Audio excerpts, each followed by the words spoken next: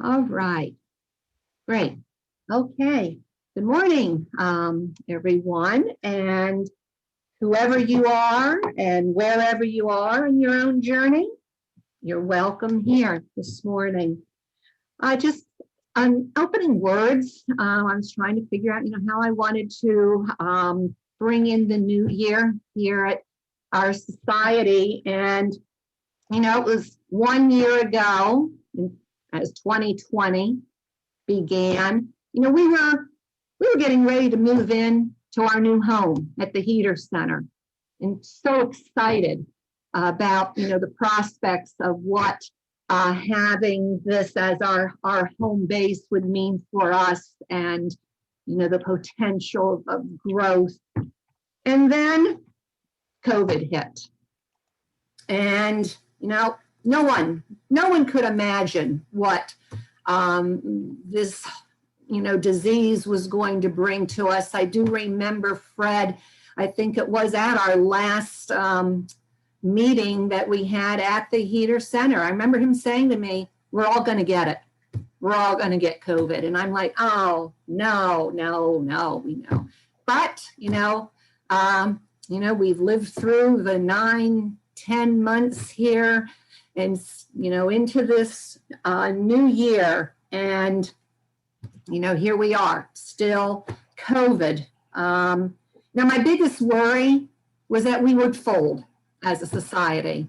I was greatly concerned that, we would not have the will or the commitment to keeping ourselves going. But you know what? We rallied. We learned how to use Zoom. We learned how to stay together. And it's a true act of love that we've done this. True act of the responsibility we feel to the community we have built. And it's a lot of gratitude in my heart for what we have done and what we have managed to keep going here. And I think that's what intentional community is all about, knowing that, we have made a commitment to this community and we feel we have a responsibility to the community. So we do see the light at the end of the tunnel. We're beginning to see the realization that, this soon will be coming to an end, maybe never going back to a normal that we, recall and we're fond of. But, it holds possibilities. Lots of wonderful things, I think, have come out of the situation that we've all been going through. It's made us stronger. It's made us more committed. And we have this vaccine, though, for many of us, it won't be quite a while yet, probably, till we'll all be able to receive the vaccine. I know Rachel, she was able to receive her first dose, and we'll be waiting for getting the booster. So we're happy about that, and we look forward to all of us, hopefully sooner than later, we'll be getting the same. And we hope also, and I'm going to be really positive, that by the fall, we'll be back in our home at the Heater Center. And just, coming back bigger and better I think, is in our cards for the beginning of 2021 and as we move forward. So I do want you to think about, how are we going to step forward as a society in the new year? And as individuals, who do we want to be? As a collective, who do we want to be? Not just for ourselves, but for the world. And with that, I'm going to ask that Scott, oh, by the way, I'm not going to use my typical slide presentation. I think we're just kind of, Jesse and I went for a walk last week. And one of the things Jesse said to me, I'd like to feel more like we're sitting in someone's living room, having a conversation. And I thought, yeah, I like that idea too. So I thought, okay, I'm going to forego the PowerPoint slides. And I know Jessie has, some things she'll be showing on screen when she begins her presentation, but, kind of like being able to see everyone's face. And, it does feel much more family-like. So Scott, would you like to share why we gather? Sure. Why we gather. We gather in community to deepen our sense of meaningfulness of life, to shine light on the ideas with which we guide our choices, to give us courage to take the higher ethical path, and to get to know one another over time in appreciation of each one's unique and incomparable worth. Thank you, Scott. And I think probably as we move forward, we're going to be thinking as a collective, what does it mean for you to be with us each Sunday morning? And I hope we can explore those thoughts as we move forward. I do have just 2 announcements. Our program committee is meeting this Wednesday at 7:30. And we will be looking at the programs that we have already scheduled.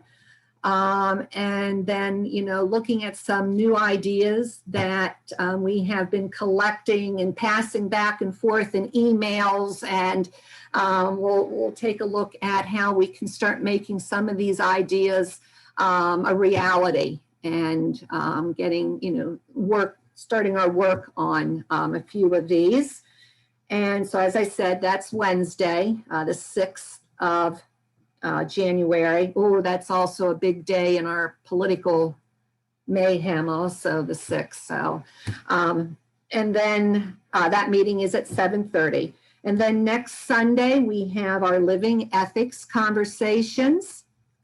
And Living Ethics is we come with topics that we'd like to discuss that are of interest to us. And, we throw those thoughts out there. And then as a group, we discuss. We see, what the rest of us are thinking on the topics that are presented. So if you haven't been with us for a Living Ethics conversation, please join us. They're fun. You never know what topics are going to be brought to the living room conversation. So we will move to Scott's. We'll now read our mission.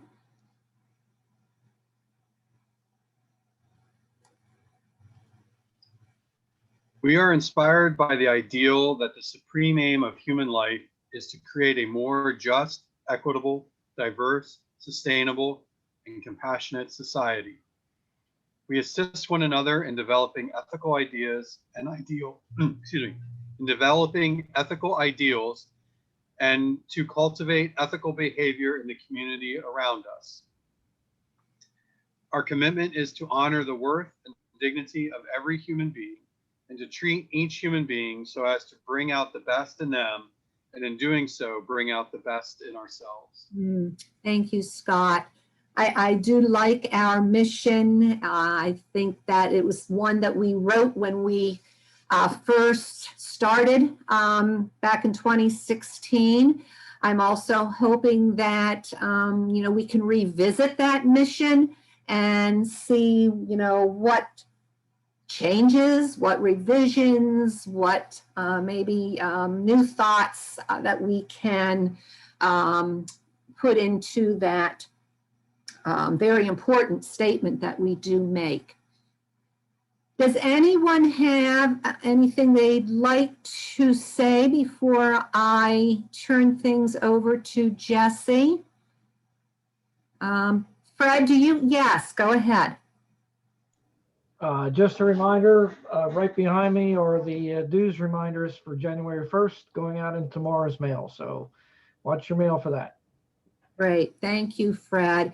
Oh, and by the way, Fred is looking into getting a PayPal, not a PayPal, I forget now, for box, something, donor box. Donor box, right, Donor on the box. agenda for tomorrow.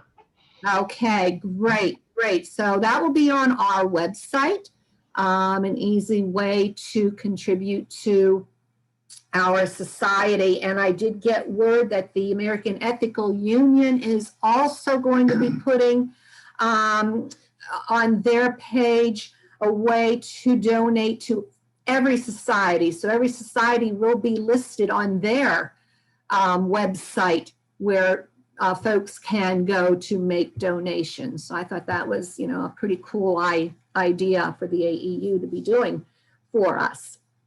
Okay, so our first platform for the new year, and we're so happy that we have our member, Jesse Olmsted, who volunteered to open up our new year with a talk exploring our personal code of ethics and seeing what it is that we resolved to be doing in 2021. So if you have paper and pencil handy, you'll need that. If not, grab it, and we'll let Jesse get started.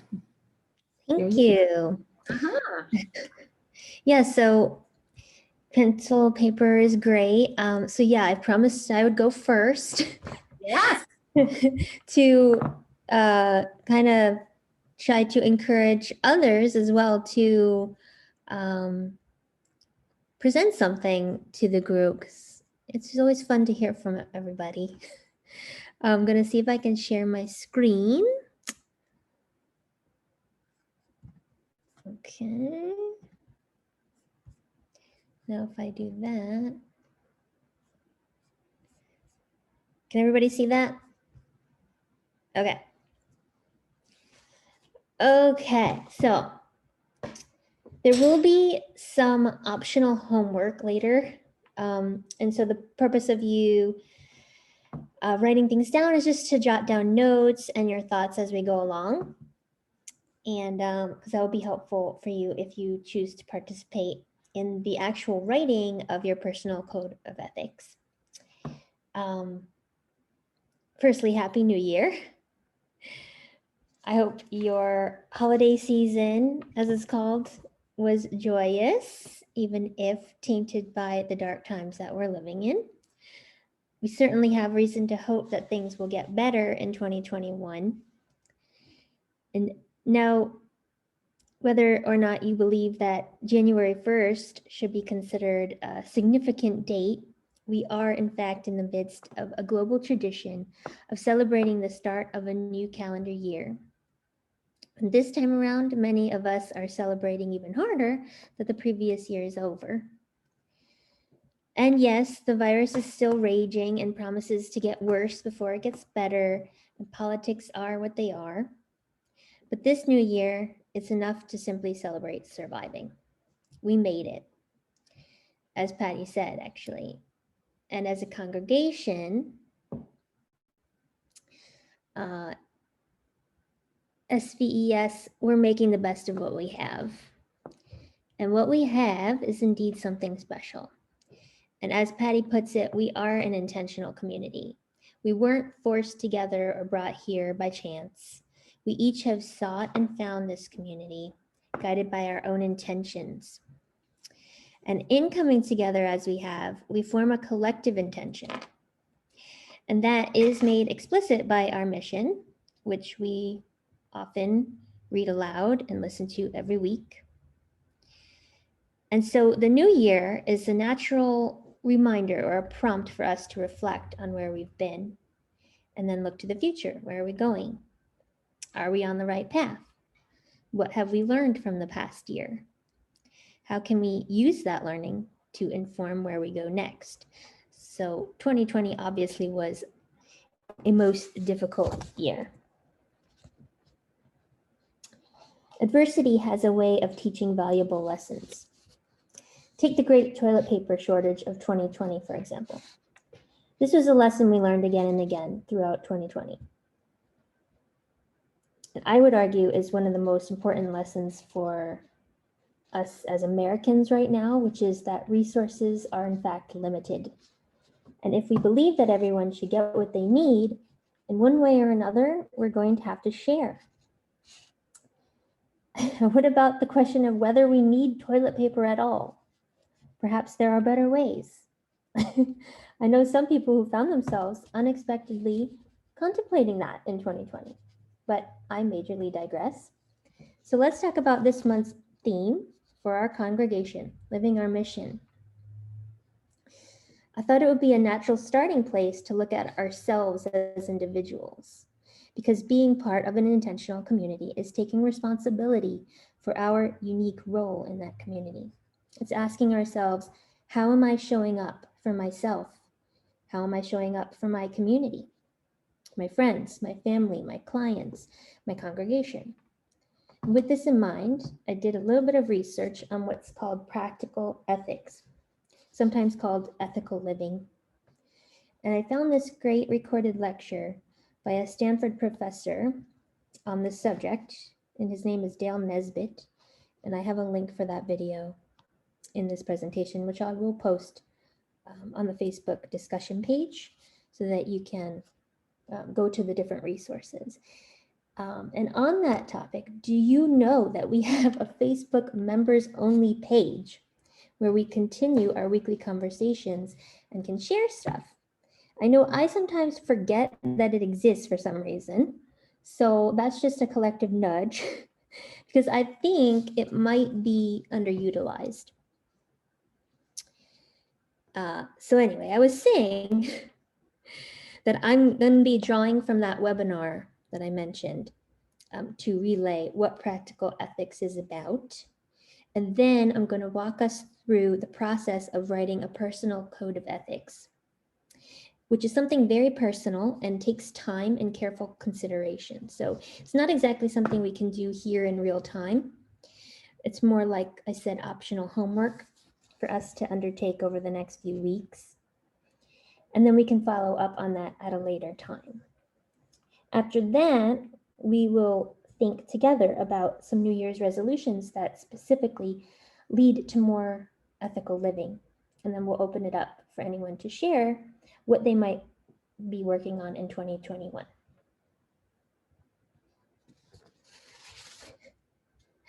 So I couldn't resist putting Omar of The Wire, if anyone's a fan of that show, here. Because at the core of ethical living is decision making. Ethics are about actions and consequences, not ideas or abstractions. They're about people, not things. Ethics are personal. Without decisions, what are ethics? So if we value ethical living, which presumably we do as an ethical society, we must tune our attention to the decision-making process that leads to our behaviors and hold that process up to certain ethical standards.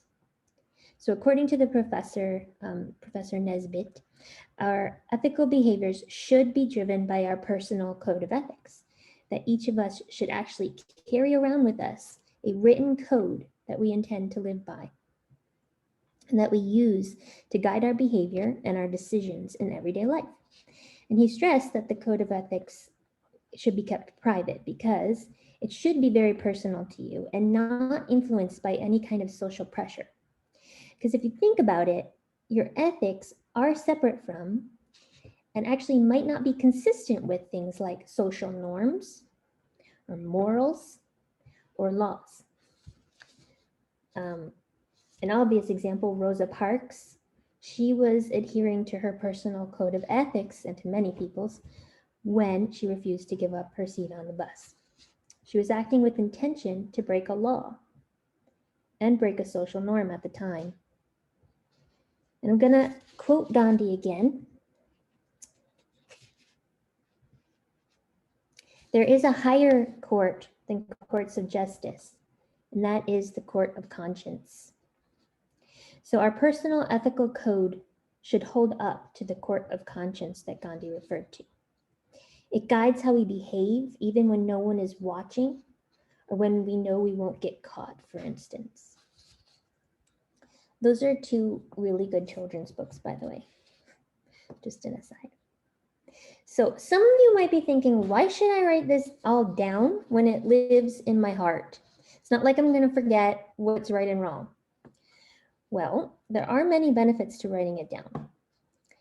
Firstly, it transforms your abstract ideas into something concrete.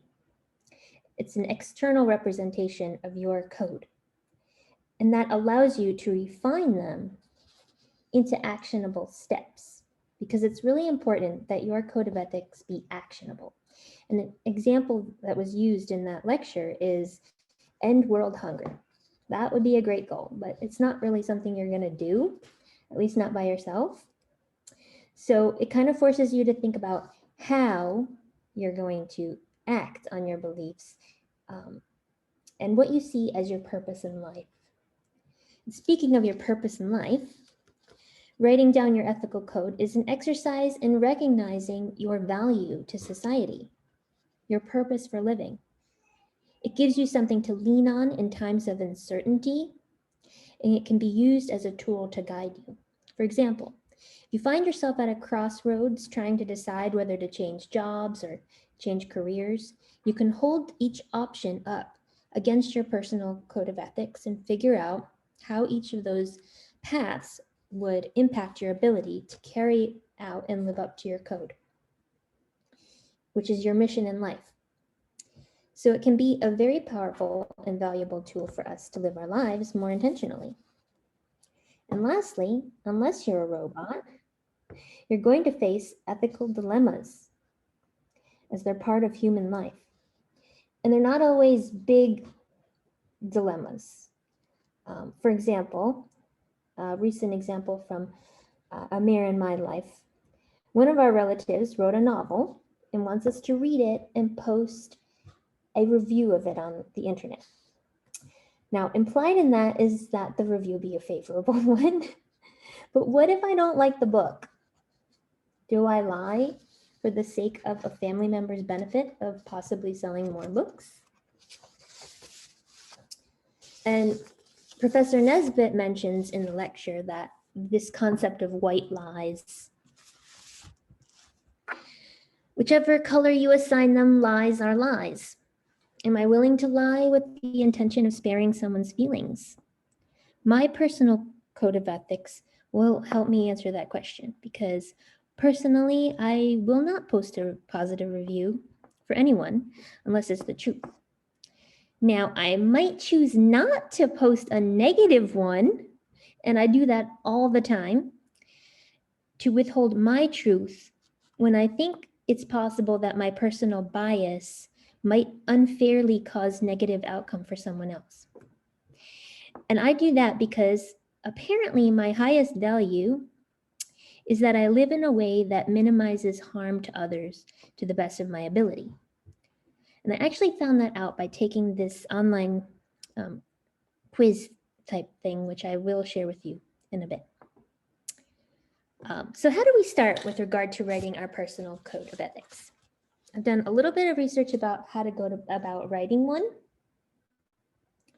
Here's what I came up with. First, you can start by listing your personal traits. Pay close attention to the traits that you especially value in others and in yourself, and traits you aspire to embody going forward. Be honest with yourself and think about what other people would say about you. These particular traits were taken from this very long list of 600 traits or something like that, which you see the link to there, and you can check out when this is posted on the Facebook page, but I just pulled out a few of them here to give you an idea. And then think about what your values are. So I'm actually going to pause here for just a moment if you want to jot down anything that jumps out at you.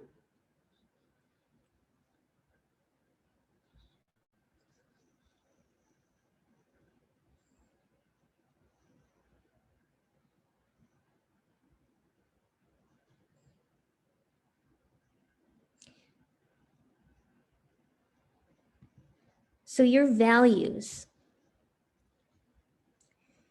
how much do you value, for example, integrity, equality, honesty, peace, physical health, mental health, generosity, kindness, altruism, the wellness of other species, the environment, justice, education and learning, self-improvement, loyalty.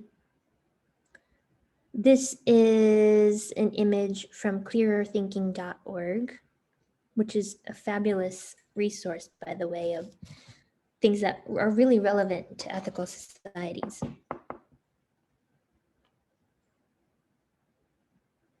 So think about how you intend to live, how you intend to behave, knowing your traits, being honest about those, knowing your strengths and your weaknesses, and considering what values are most important to you. And you can start to come up with some I statements, almost like promises to yourself and to the world.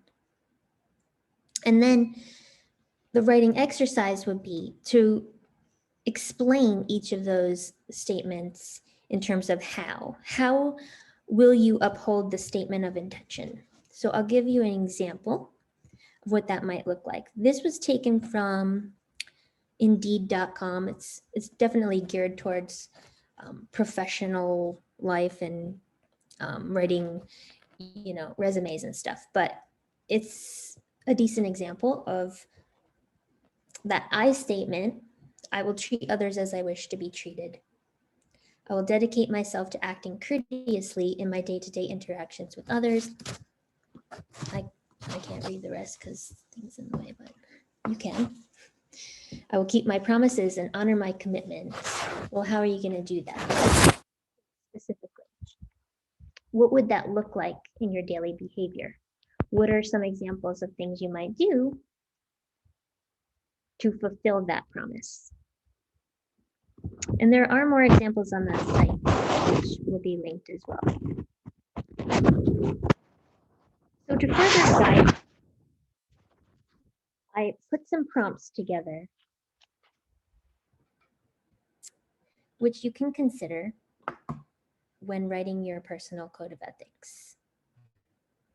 And I will leave this up here for 3 to 5 minutes. We'll see how it feels for you to jot down any notes that might help you to flesh out later your code of ethics. Of course, if you don't want to do it, you're free to take a break and do whatever you want. But here are some guiding questions. Think about your views on truth and honesty. Is your word your bond? Accountability and responsibility, integrity. Giving credit to others when due. Giving credit to ourselves. That's a tricky one sometimes. For example, speaking up if someone doesn't give you credit was an example in that lecture as well. Are you responsible for giving yourself credit as well? Your professional commitments, your personal commitments, and the balance between them, what we call work-life balance. Standing up for your beliefs. Are you willing to go to jail for your beliefs, risk personal injury? How do you want to treat other people? How do you want to treat yourself? How do you take care of yourself and talk to yourself?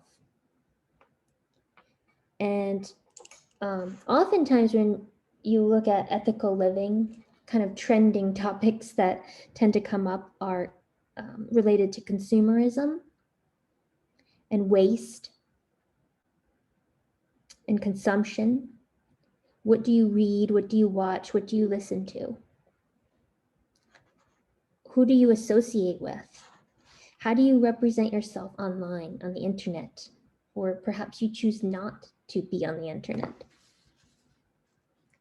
What are your thoughts on giving and altruism, volunteering?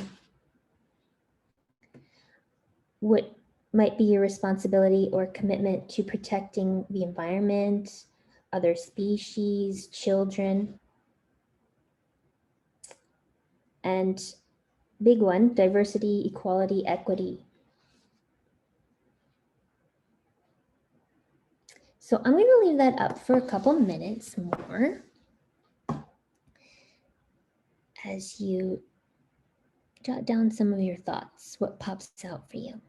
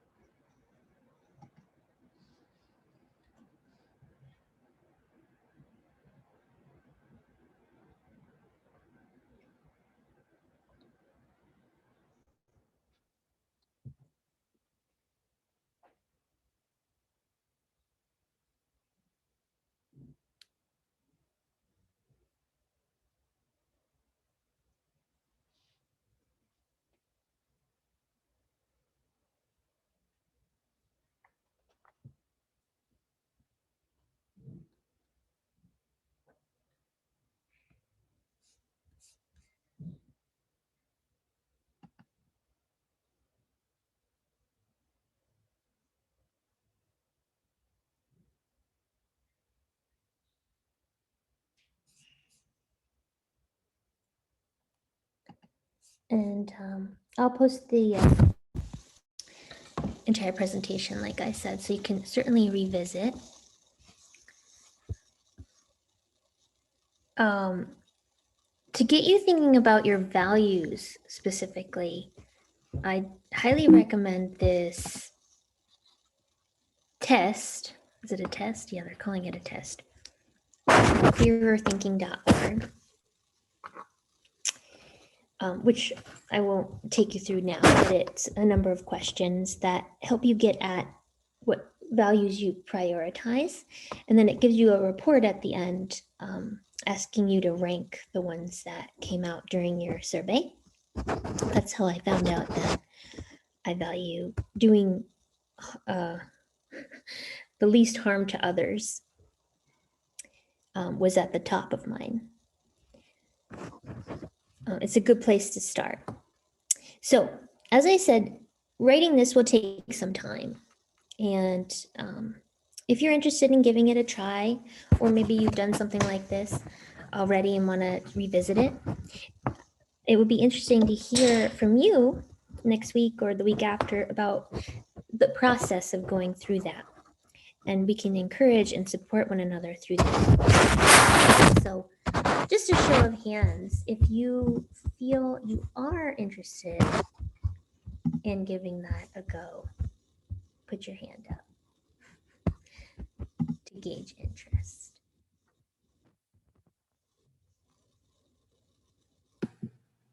Jesse, repeat that question. If you are interested in fleshing out and actually writing your personal code of ethics over the next couple of weeks, put your hand up. No pressure. Okay, cool. So we can check in with each other and encourage one another to, not kind of just drop the ball, I guess.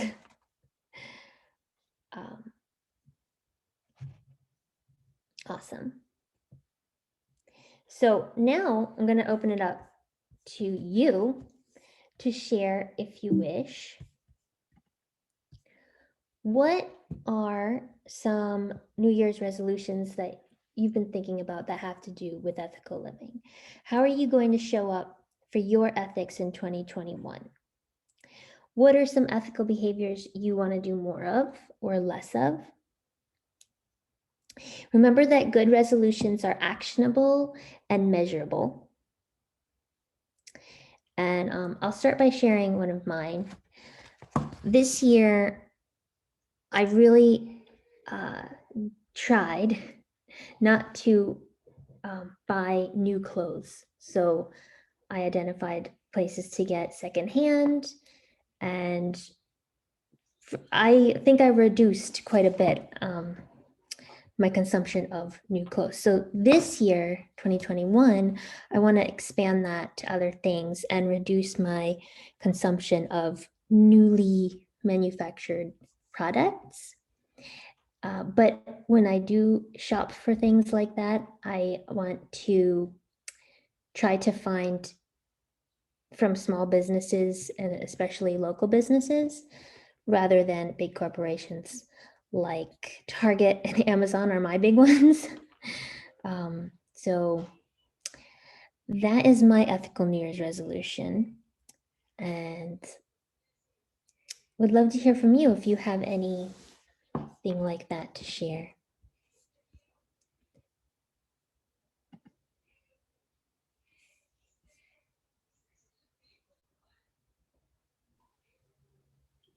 Thanks for saying that, because my wife and I, we've talked about wanting to do that very same thing, but didn't necessarily frame it as a resolution.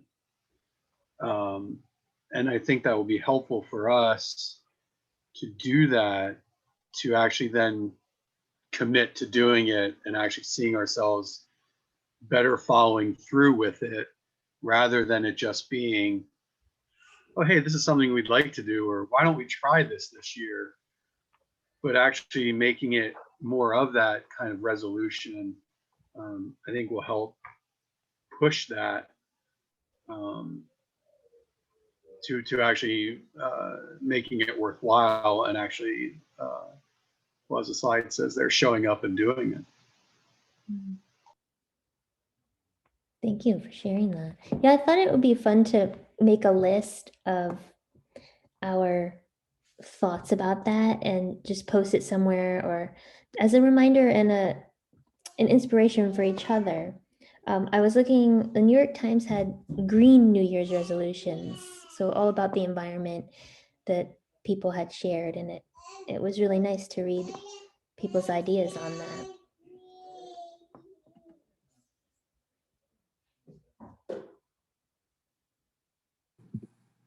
I think my problem and why I don't make New Year's resolutions, because I always thought, any time that I did, they were really sort of just, they weren't really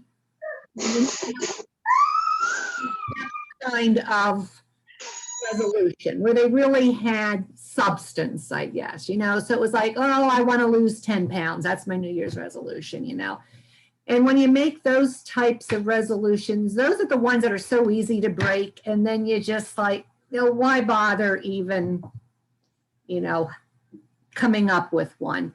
So I think, that in the past, that's why I stopped, framing a resolution for my new year. But this has much more substance to it, what you're sharing here this morning. And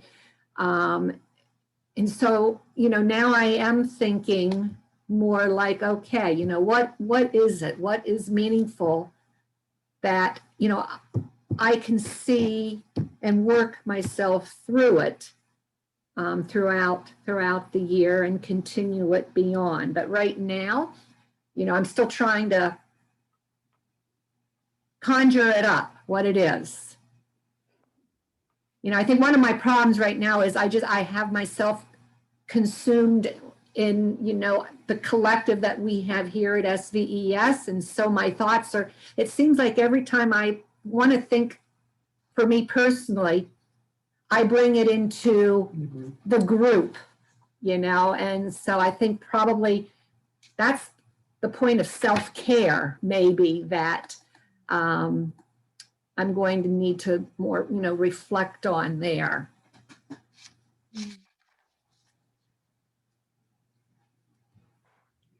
I think Penny has her hand up. Hi. Not that I go along with what Patty says about, resolutions. So, this is a good time of year to think of it.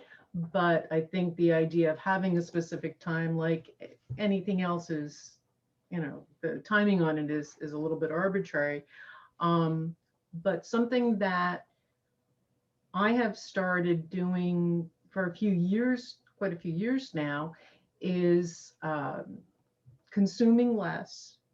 And when there are items that can be that can reduce their impact, such as packaging. For instance, and this brought it all home too. When we had gone to Japan, we walked into regular stores and pharmacies and stuff like that, and instead of having all the products there in their normal package that we would see, as the majority of what's on the shelf, they would have like one or two, and then the rest would be refills in these very small, not small, but very impactless type of containers, so that you're not refilling your container of shampoo with another container of shampoo. You're filling it with these packs that we see them in the United States, but you can actually look for this item. So when I go to purchase anything, I look to see if they have refills, because it's going to be a larger container. It's going to be less impactful. We know how plastics are so difficult to recycle. So that's something that I've kind of been doing for quite a few years now. And I think when I see the opposite, and I know there are other options, it kind of makes me crazy. And if I do it to myself, I kind of like, oh no, I could have done this instead.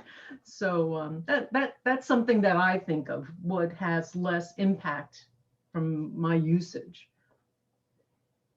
Nice. Yeah, it reminds me of I found a deodorant that doesn't use plastic packaging. They use paper. No. And I had the same thought process, like, wait a minute, you don't need plastic to make deodorant? Hmm. Sign me up. So, and I love it. And to Patty, yeah, self-care, I was gonna say, that's part of ethical living too. You have to take care of yourself, especially if you're in a position of trying to take care of others. It starts with ourselves, right? Um, Jump in, anybody that, Hello, can you hear me? yes. Oh, Okay.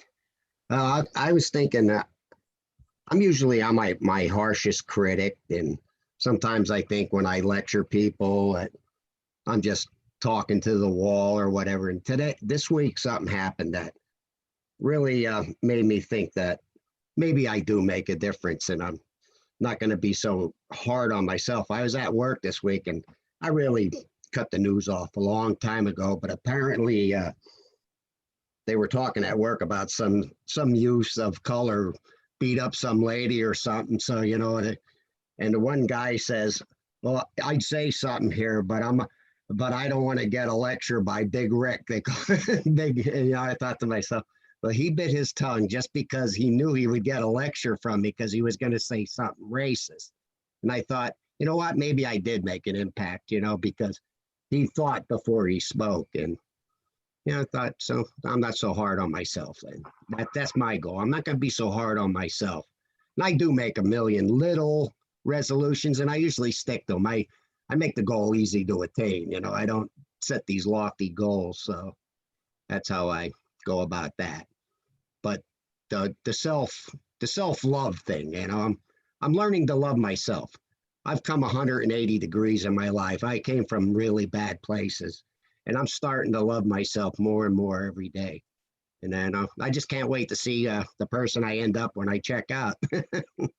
So that's my little story. Thank you. That's awesome.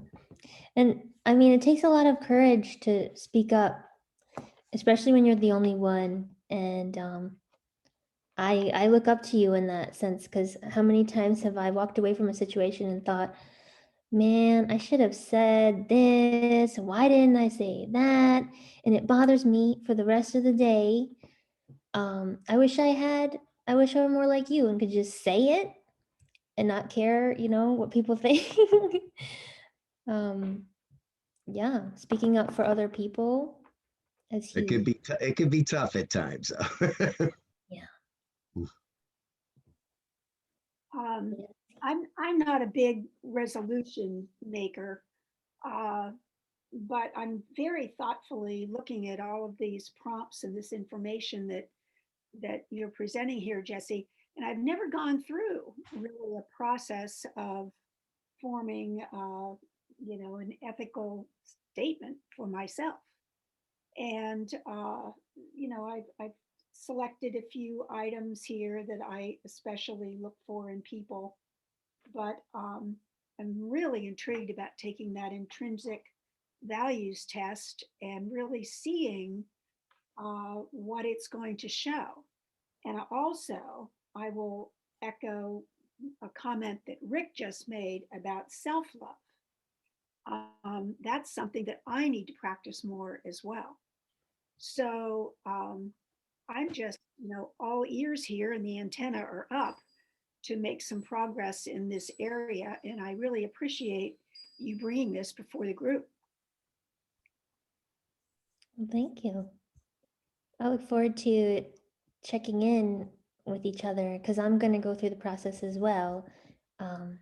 Just to, keep encouraging us because I know it's not easy to sit down and find the time and the headspace to write something like this.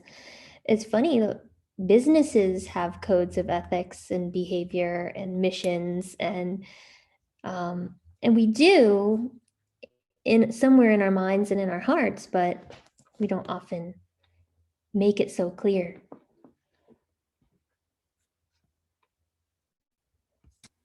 Fred? Yeah, for businesses, it's exactly what you were talking about earlier about having something that you can measure things against.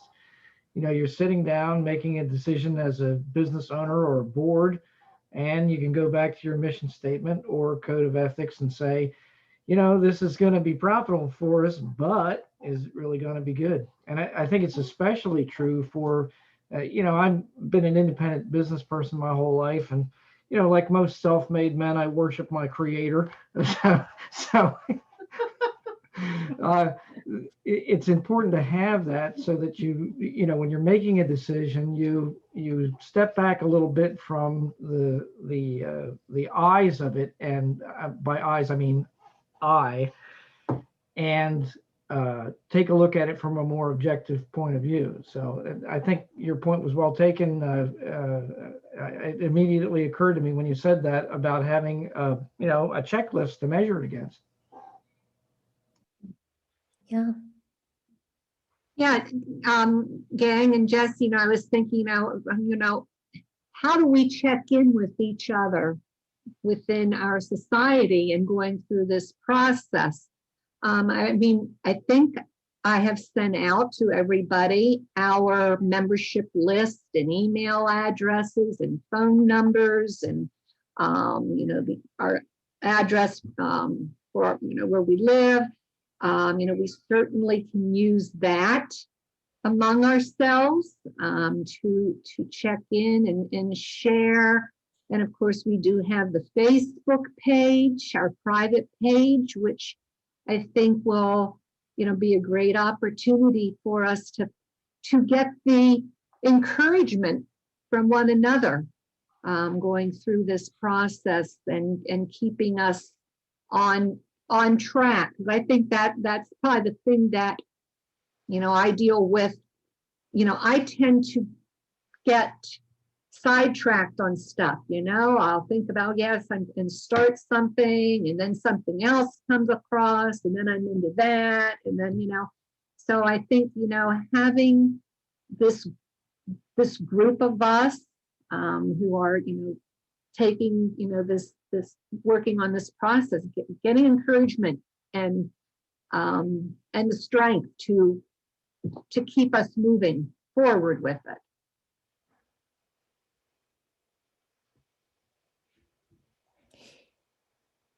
Is anybody here not on Facebook? They just don't have an account? Yeah, I was thinking about that because not everyone's on Facebook, and it would be nice to have a place where we can, yeah, chat throughout the week, share stuff, links, videos, um, where everyone has access, Ham radio clubs use reflectors where people just send short messages on there and everyone gets it as an email. That's one option. Hmm, Mhm. okay. Mhm. I don't know how to set that up, but I don't know either, but my friend Alan set one up and it's easy and it's free, so I could ask him. yeah, that could work. Yeah, I think too, we really do need to find that forum that all of us can participate in. I know a lot of us have gotten away from Facebook just because, there's just so much stuff that we don't even want to deal with. Um, and so, yeah, I think it's important that we find this space that we can communicate throughout the week, that we're not just having to wait till Sunday, from one Sunday to the next, and making some connections. So Google something. Groups is another option. I don't particularly like it, but Mhm. it does the same thing. If you send a message, it comes as an email and you can choose, because it gets a little overwhelming when people you constantly get these alerts, but you can set it so that you only get it once a week and it's just kind of condensed into one, and there are different threads. Because that's the other thing, the threads, because you'd want to have different topics separate so you can chat about that in one place. But just I some think that's the ease of Facebook, it allows you to do that, and you can ignore what you want and you can partake in a conversation if you want. And I think that's the thing, getting each of us to want to, the intent and, the intention to communicate with one another. Mhm. And then I was also curious to ask the group if anyone has any ideas percolating for things you might want to share with us in 2021.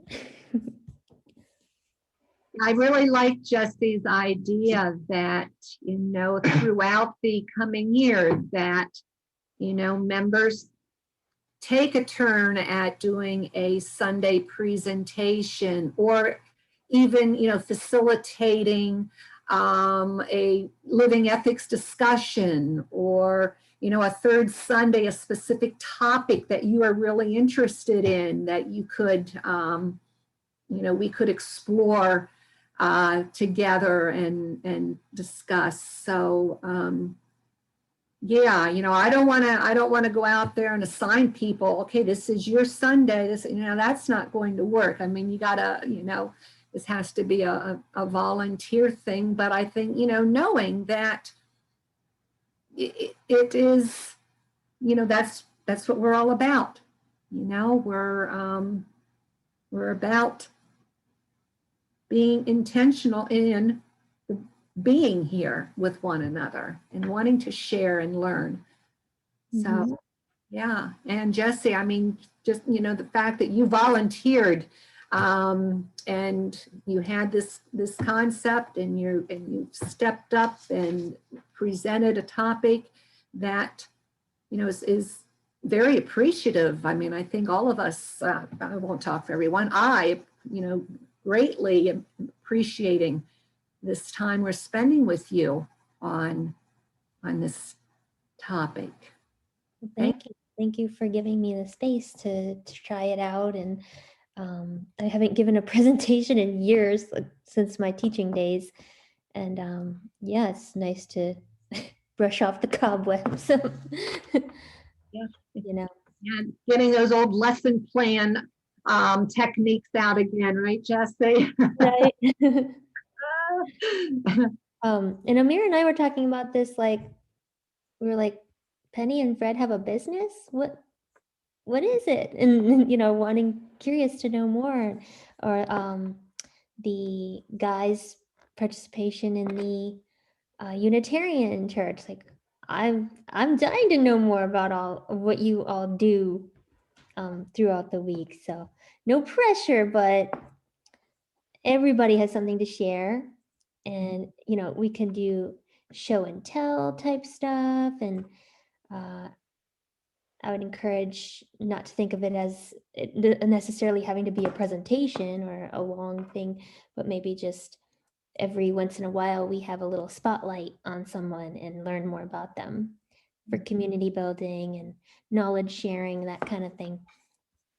Would be Yeah. really fun. I like that. I like that a lot, Jesse. Yeah.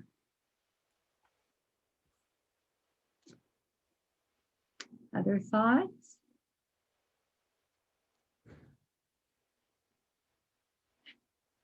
Nancy said the word presentation can be intimidating.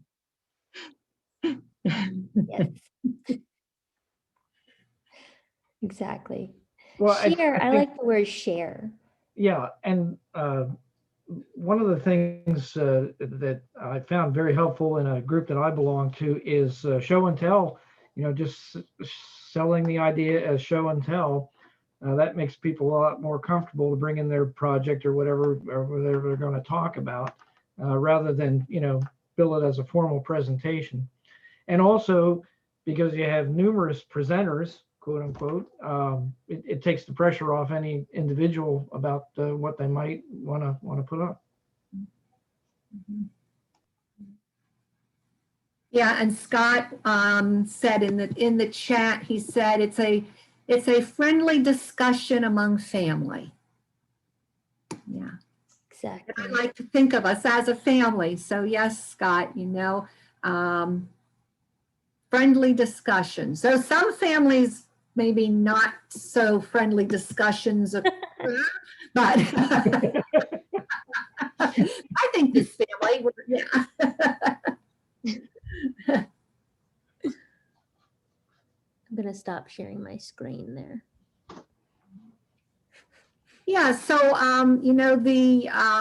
like I said, the platform program committee gets together on Wednesday, so we can take a look at, the Sundays that we have not yet filled with speakers and ideas. Now, also know that Jay will be coming on and he'll have some things that he's going to be working on with us. I know he has a lot of ideas for things he'd like to do in the evenings with certain discussions and kind of like workshop topics. Scott also had shared a really great idea he has for some discussion that would extend over several weeks maybe of exploration. So we have a lot of ideas percolating, and I think I think 2021 is our year. I think this is going to be a good year for us. And Penny's waving her hand. Penny. I'm thinking about, how we live ethically. And I know this is something that I've brought up, I talk about this all the time because I like gardening and everything. But I think maybe that might be a way, another presentation, ethical gardening. And Nancy can get involved in this because she's part of the Lewisburg. You're muted. I get to talk for you. Garden club, but that doesn't make me an expert on green and growing things. I'm just interested in that. I think you are. But I think it would be a good forum. Everyone who wants to do something can get something out of it. Anyone who has done something can add to it. And that might be an idea for you guys to bring up for the Wednesday. And I'd be willing to put anything together that you guys want to talk about, because I do quite a few things. I actually have all my seeds for this coming season. I've ordered everything. I received some of them, and I'm ready to go. Okay, Mike is up. Here he comes, Penny, and everyone. You will like. Don't Can dump you it on see the- what it is? I can't tell what it is, but I can see that it looks like dead-headed flowers. Zinnia. Oh, good. Yes. Not yes. not only one, but 2 buckets full. Yay. Yeah, so we can share zinnia seeds with everybody. Yeah, and I know Rick is quite the gardener at his home. And we have talked about as a society there at the Lewisburg Public Garden space that, renting a plot and being able to, grow vegetables and then actually being able to donate it to food banks and what have you. But then I think we just got overwhelmed with the fact that we're so small and trying to get everybody, In the future. to get out there and work the land, was a little bit overwhelming for us. But yeah, that's something for us to think about as we, move in here into the future and what the possibilities are. Of course, I'm always thinking big, that someday we're going to have our own building, our own space, and we could have our own garden at our Ethical Culture Society property. Jesse and I were talking about this, of course, that's me putting my feelers out there, always thinking. Well, and something that I'm sure everyone recognized with what has happened this past year, there have actually been more people involved in growing their own than ever before. Well, I wouldn't say ever before, but during Modern times. wars in modern, in more present modern times. But this is a good stepping off point, because I'm sure a lot of people would have liked to or done more. Then everyone can share all of it. I mean, Rick and Sue have been doing major gardening for a long time.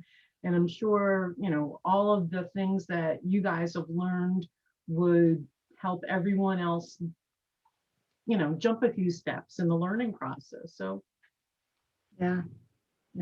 Wasn't that the old, the Victory Gardens? yep. Yeah. Yep. I think that's a great idea brewing here about growing ethical gardening. Anything about that, I'd be interested to see Yeah. personally. Maybe And some nosy. And also, stemming off, the ethical gardening is the ethical eating component. How do we eat ethically or consume ethically? So We were talking about maybe getting someone in the farm industry to talk about ethical farming. yeah. Yep. So I've jotted these things down for us to talk about Wednesday. And by the way, you don't have to be a member of the planning committee, because it is open to anybody. It's just that there were several people that were specifically interested, members interested in this, but it's open to anyone. You can pop in and out whenever you think you have a great idea that you want to share with us, your program.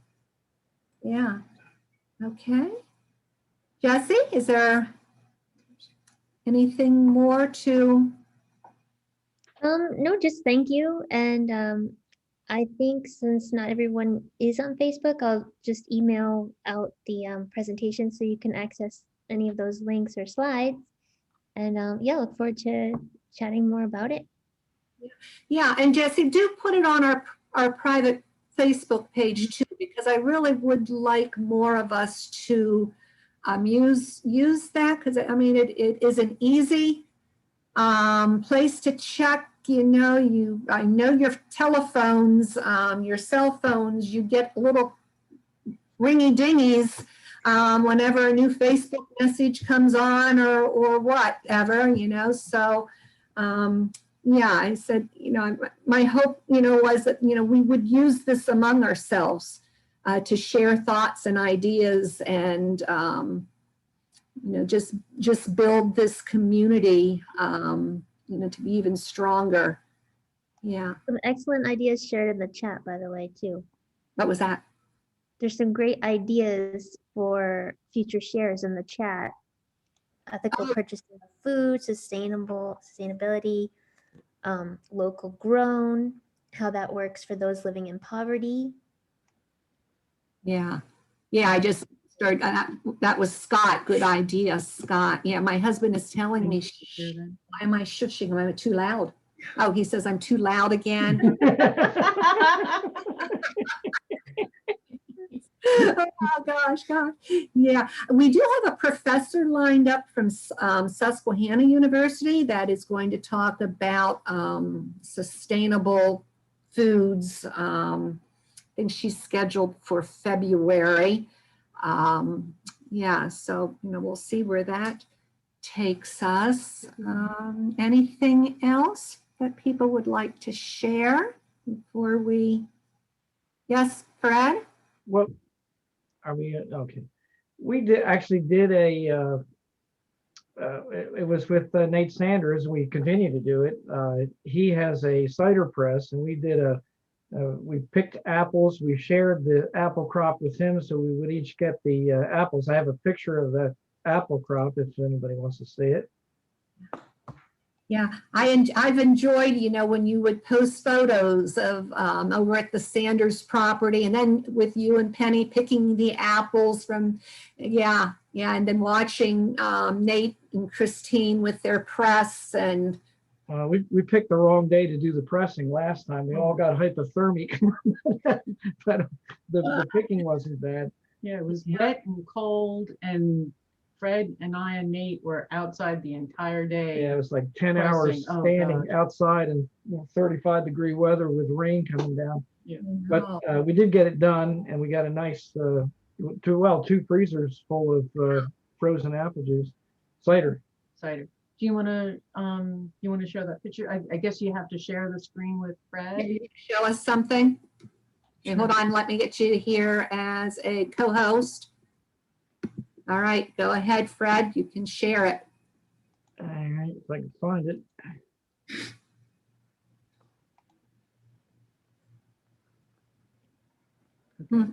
That should come up. Not seeing anything yet. Now it's loading. Oh, there we go. Something's coming. Oh, wow. Yeah. Last year's crop wasn't good. We got about almost double that the year before, but and of course this past year was just nothing because of the drought. But no, it wasn't the drought, it was the freeze. Just as the flowers were full, yeah, the freeze just killed everything. And Nate came up with this great idea for washing the apples. He bought a Harbor Freight cement mixer, and it's now dedicated as an apple washer. But it worked perfect. Yeah. Yeah, I say a field trip to the Sanders property during this time of year would be, oh, look at that. Did he build that himself? Yeah, he actually built that. And we each had our own job. I was running the machine that chopped up the apples into little pieces. That was a pneumatic driven device. It was a kitchen disposal. Yeah, it was kitchen disposal with a cutter upstream of it that had a pneumatic ram on it. And this was the output from the day's effort. Wow. How cool. Yeah. But one downside, this sheepdog that they have, every time we throw the waste stuff down, there's a hill behind their house. So since it was all compostable stuff, we just threw it down the hill, and the dog would retrieve everything we threw down the hill. Oh gosh.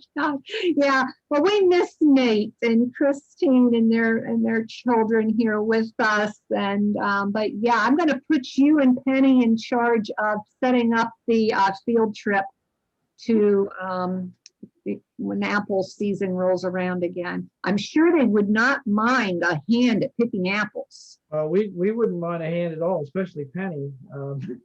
Yeah, show a picture of that. Yeah. hold on. So, you know, what he does is he puts me in this cage that's attached to the tractor. He lifts it up and then walks away and say, oh, I gotta go answer this phone. So there I am. Do you see that? Uh-huh. And I'll be like, hello, I need to use the bathroom. No, there's no sense in both of us just sitting out there. I'm picking the ones off the low hanging branches when she's doing this. Yeah, but we've improved this technique. This is an old 275 gallon tote that we repurposed, and this the yellow thing in the background is a full fall protection harness, so you literally can't fall out of the thing, and that makes it a lot safer than doing. We used to do it with a pallet on pallets of forks, which was much less safe. Yeah, I'm thrilled.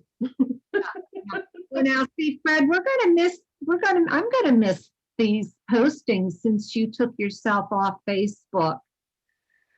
Well, that was one of those things, like we're talking about with checklists. I started, looking at the pros and cons, and it just did not, I really regret the fact that I made friends with all these people all around the country, really great, interesting people doing all these fascinating things. And I will lose communication with them. A lot of them, sent me their email addresses when I put up a little thing that said I'm leaving Facebook. But the downside is, there's just too many people on there that seem to go out of their way to be obnoxious. And I just, life's too short to deal with people like that. My mother used to say the only way to deal with the ignorant, the only insulator is distance. And I think that's true. Yeah, I get you. Okay. All right. So I think with this and Fred's sort of wrapping up his ethics on Facebook ethics and issues, a good place to make a closing here. And I want to thank Jesse for sharing this morning. And I want to thank every one of us who chose to be with us this morning.